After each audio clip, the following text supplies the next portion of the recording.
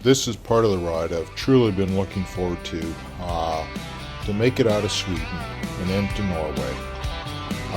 Ended up stopping at a pizzeria that I'd stopped at last year, and I didn't recognize it. And luckily, the owners recognized me and wondered where Donna and Dorothy were.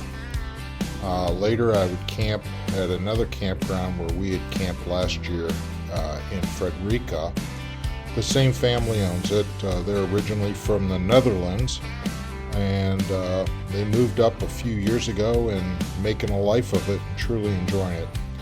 I finally began to see some wildlife and started to see caribou. Not a lot. I did see one moose. It kind of snuck in behind me, but a little later down the road I would find an entire herd of caribou covering the highway, stopping the traffic, and they're just not impressed with people or cars or anything else, and they just take their sweet time getting across the road.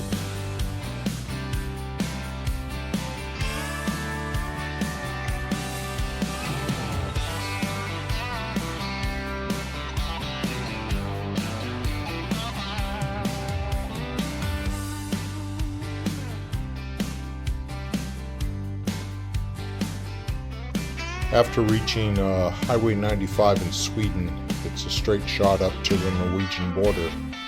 The first 60 plus kilometers are relatively flat, and you'll reach a Swedish church campground, which is also at the crossroads of a major hiking trail.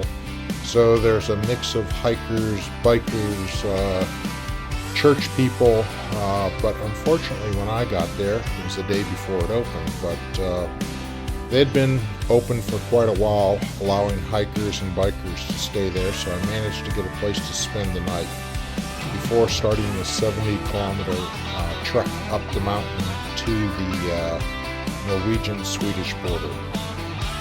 It was raining all day, off and on, nothing too heavy, and of course I had headwinds just to add to the misery.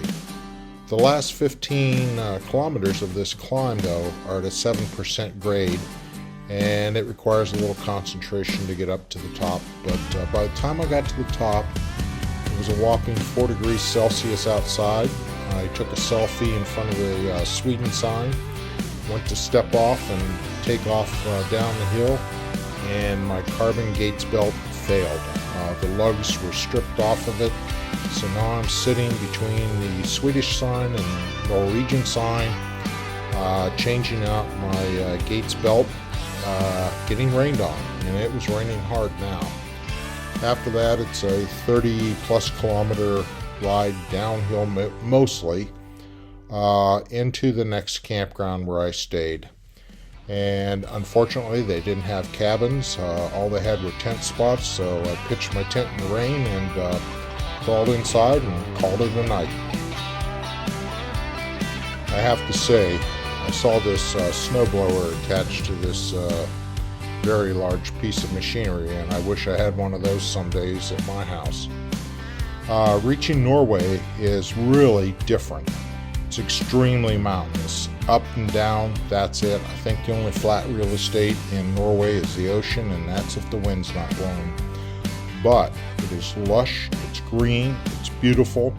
There are cascading waterfalls and rapid flowing streams and rivers everywhere. It is just an incredible place to see. It's Saturday today. I am sitting in Bodo, Norway. I've been here for a couple of days now. It has just been sunny, blue, warm. In fact, one day it reached 81 degrees Fahrenheit. A little warm for this part of the world, but today it's back to normal.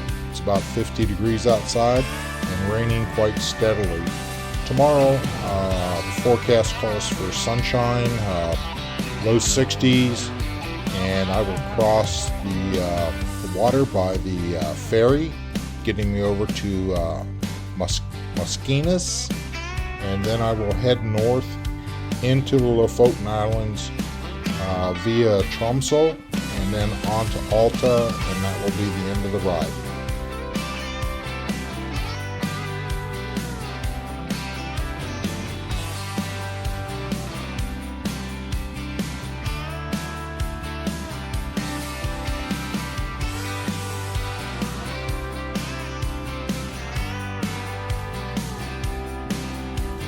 When traveling like this, whether you're hiking or biking or however you're getting around, one thing I would say is take full advantage of it. Soak in everything that you can. You may only get to go there one time. This is my second time in this region. I may get to come back once or twice more. I don't know. But if I don't, at least I've done it once. And I'm going to say soak in every moment of it that I possibly can.